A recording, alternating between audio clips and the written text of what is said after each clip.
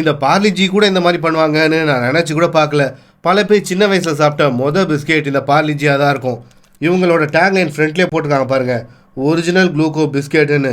ஆனால் இங்கே குளூக்கோவை தேடி கண்டுபிடிச்சாலும் அவ்வளோ சீக்கிரம் கிடைக்காது. ஏன்னா கடைசியில் கண்டெய்ன்ஸ் ஆடட் ஃப்ளேவரில் கீழே ஹேஷ்டாக் போட்டு இதை கொடுத்துருக்காங்க. அதாவது லைட்டாக பேருக்கு முன்னாடி போட்டிருக்கோம்ல, அதுக்காக இதில் ஆட் பண்ணிடுறாங்களே தவிர இதில் குளூக்கோ அப்படின்றது அதிகமாகலாம் இல்லை. இந்த பிஸ்கெட்லையும் மற்ற பிஸ்கெட்டில் என்னென்ன இருக்கோ அதே தான் இருக்குது. ரீஃபைண்ட் வீட் ஃப்ளோர் மைதா 68% இருக்குது. அடுத்தது சுகர், அடுத்தது ரீஃபைண்ட் பாம் ஆயில், அதுக்கப்புறம் இன்வெர்ட் சுகர் சிரப் சேர்த்துருக்காங்க.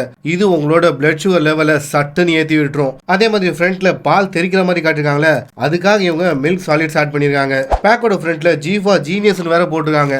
ஆனால் இதே இன்கிரீடியன்ஸ் தான் எல்லா பிஸ்கெட்லேயும் இருக்குது. ஆக மொத்தத்தில் எல்லாரும் ஒன்று தான். என்ன நாம் தான் பார்த்து படித்து தெரிஞ்சுக்கணுமே தவிர எல்லாரும் நம்ம மேலே ரொம்ப அக்கறையாக இருக்காங்கப்பா.